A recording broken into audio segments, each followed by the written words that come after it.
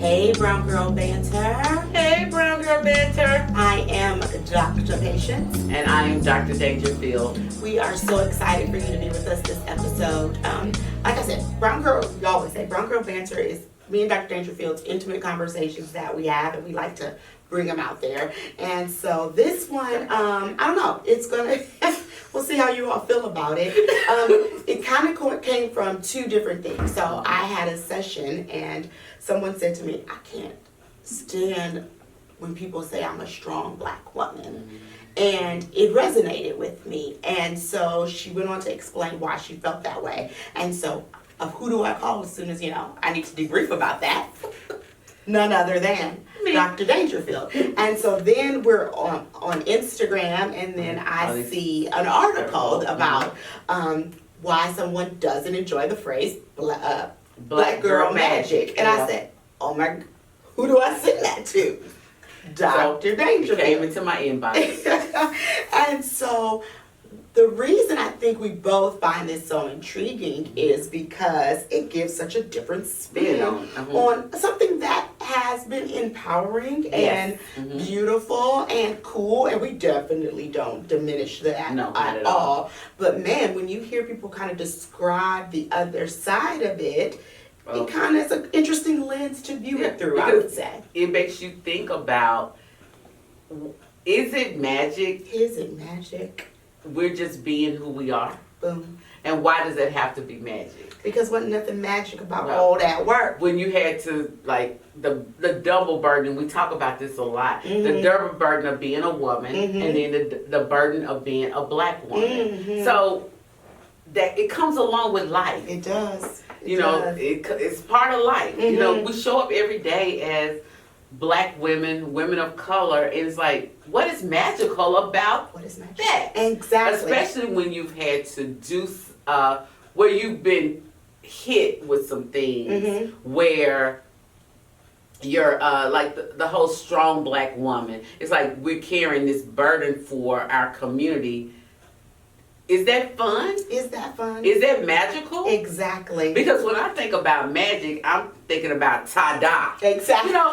Somebody waving a magic wand, and it's like, it's done. Exactly. But no, this whole being a black girl, a brown girl, it's like, almost like Beyonce said, I woke up like this. Hello. That's who I am. Exactly. So, are we...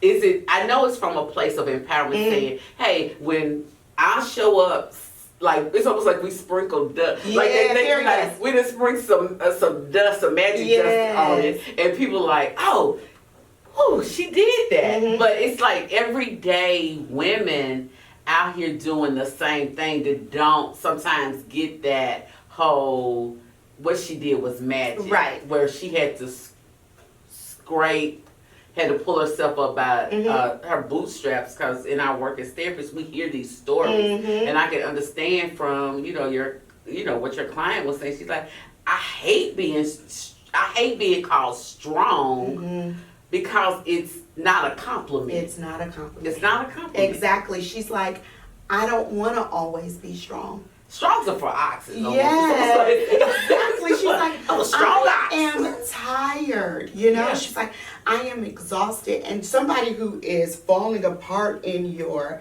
chair in front of you, right? They don't want to be seen as not strong. So the only place they can be vulnerable is in this hour with you, in this moment, because when they walk out of here, they gotta wipe the tears, put that cake back on, and head out the door. And I totally, it resonated with me because I'm like, right, like something she said, she was like, I'm finally, the hour we spend together, she's like, it's the one time where she feels like someone's caring for her. And she doesn't have to care for somebody else. And she doesn't have to care for somebody else. And I said, she was like, this idea that I'm strong, I'm not strong. Like, don't, even though you see me handling business and getting stuff done, and you might admire that, she was like, on the inside, I feel exhausted and broken and tired, you know?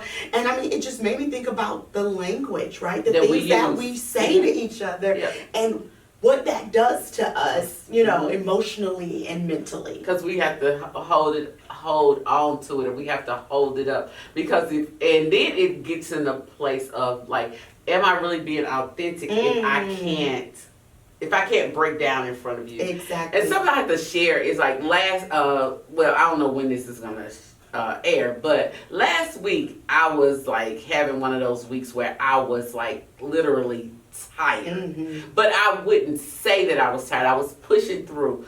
But I have to say, Dr. Patience, she would not allow me to not share. She chased me down, yeah. She chased me down because we had been part of an event that Thursday night, and you know, I kept hearing the comments like, "You're not yourself. Is everything in some?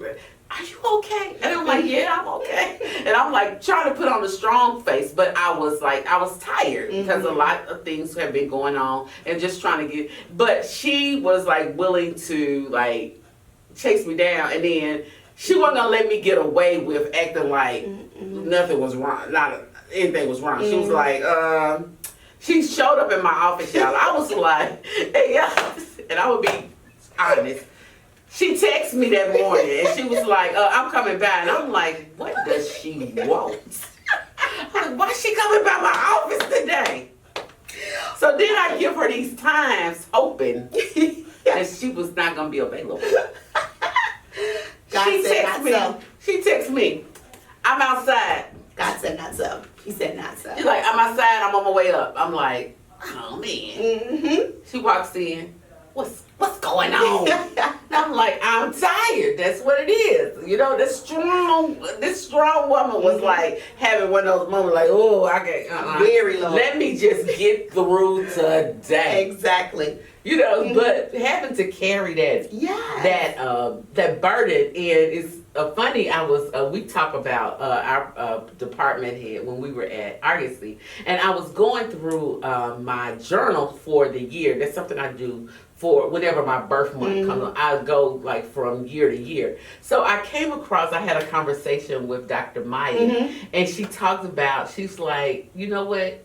Y'all have to deal with that double burden. And she said sometimes the burden that you have to carry is something that no one else knows about. Wow. She said because you always have to come in and put on that brave face that I'm okay, or let me add something else to my plate to keep me moving. And so I was looking, because I had journaled about it, and I was like, that's so true. It's so true. And I think, like, because if you don't show that way, people are going to question it, right? And people are going to be concerned. And so the freedom you got to have is to be able to say, I'm exhausted, right? Yeah. And she said she was tired, and I think we heard her, but we were like, is that all? You know, like, you want to make sure. What else is it? You get the space to be tired. You get to, but the beauty is having people who are going to support you through that, right? And so I think, like, my client at the time wasn't having that experience, right? There wasn't nobody coming to the office to make sure she was okay, right? Or what can I take from you? Or how can I help you carry this burden? Like, that wasn't happening. And so that resentment of being, you know, identified as the strong black woman, and are not needing people, because people a lot of times will, because you are the strong friend or the strong person, they don't remember to check on you. They do not check. I have one friend who is amazing at that. She will send me a text like, check it on my strong friend, check it on my strong friend. I mean, and she might not know, but that is so valuable to me, because, you know, I do struggle with like letting people in what might be happening with me. I do. And for her to do that lets me know that she is thinking of me and she wants to make sure that I'm okay. But I feel like when, you know, this idea, I'm like, you know what, I gotta make sure, like, how can I let my friend know that I admire their beauty and strength without making them feel that they're required to be that all the time, you know? And that was such an aha moment for me during that session, right? And with the Black Girl Magic, we had that conversation. I thought to myself, like, you know, no, there is no pixie dust. There is no fairy dust that's making the things happen come together. You see, it's right? hard work. It's hard work. It's tears. It's crying. It's, you know, being vulnerable. It's being exhausted. It's sleepless nights. It's all of those things. It's like when your kid wakes up Christmas morning, right? They think the tree just Santa came and no, I and ain't put gonna all say that stuff up under the tree. Like, yes. please. Right, like Yeah. no, I was up to 3:00 in the morning Trying to making put sure this- all that stuff got there, you know. Trying to make sure there it was done. no magic, you know. Right. Santa did not twinkle his nose And it just get there. no, I wish, but you know. And so, and like that single mother that's grinding every day, That's making it happen. that's- for her kids. she doesn't feel like it's magical, you No, know. like I gotta do what I gotta do Exactly. because it is what it is. Exactly. Yeah. And I think that so sometimes those things can get missed, right? Mhm. Like, you know, we say Yeah. those things and sometimes we don't know what pressure, Yes, you know, that is on top of all of that. or what false thing we're sending people. And I think, like, you know, I would have a friend who might not be black or of color and say, like, what is black girl magic, right? And so we're like, it's the essence of who we are. Well, yeah, it's just being me. Right. Yeah. And so I think defining it truly to Yes. say, you know, when you see me, yes, this is magical, but Magical. what I do takes work. Yes. Right? Mhm. You know what I mean? It comes with some stuff. Right. There's It comes- something mysterious about me. I get It's- that. Right. It's not a package that you open it up and it just blow up. It's like it's here. It's like Exactly. it takes something to be a brown girl. It takes Especially in our society. Right. Where, you know, we see certain individuals making it to a certain level and we can't negate that it was hard work getting to be who she is or who she was or what she has accomplished. I agree with Because that. we don't know about what went on behind closed doors when it's like, you know, I didn't want to walk out there, you know, because it always makes me think about when we were reading Becoming and Michelle Obama talks about like her own thing, but like when we saw her out there, we're like, wow, You're right. she did this, she doing this. But you know, she let us in behind the closed door talking about, you know, it was some days I'm like, I didn't sign up for this. And you know what? He might can run for president by himself. Exactly. And I think we have all had those moments where we thought that. And I think, like, you know, I buy my children shirts that says Black Girl Magic, but really, how am I going to define How are you that going to too? share that with them And so they how- can know what their magic is? Exactly. Yeah. And how do I get them to explain that magic to others, right? Yeah. Because, you know, people of other races don't understand, you know, what Black Girl Magic means. And can I get a shirt that says White Girl Magic? No, you cannot. Like, wow. Yeah. We use it to empower. We use it to motivate. It's almost like a calling card. Like when you see somebody walking down the street with it on, you're like, oh, hey girl. Hey girl. And you like, Exactly. fist bump. High five. Exactly. 'Cause you know. Exactly. And so I think defining that, you know, it's to really put into perspective, I think, for me, something that I say so casually and something I do believe in. Yes. But how do I define that and not diminish the work? Yeah. And what I think is, and you just said something that's very key, it's like, how do I define it?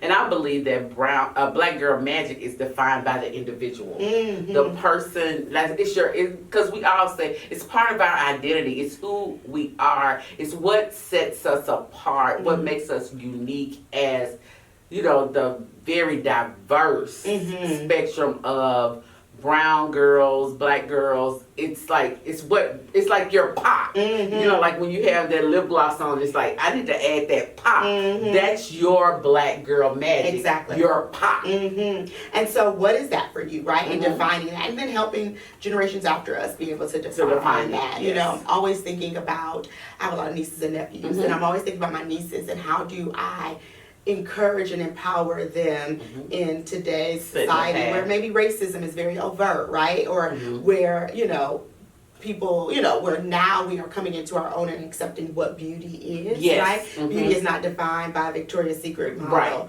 It is defined by so many different looks and things and ideas. And so how do I help them, you know, get to their magic, right? And I mean, I don't know, like, do we move away from strong Black woman? I mean, is that maybe a phrase that's kind of outdated It could be. to define the Black woman? Or how are you defining strong? Right, Yeah. because some days I don't feel very strong.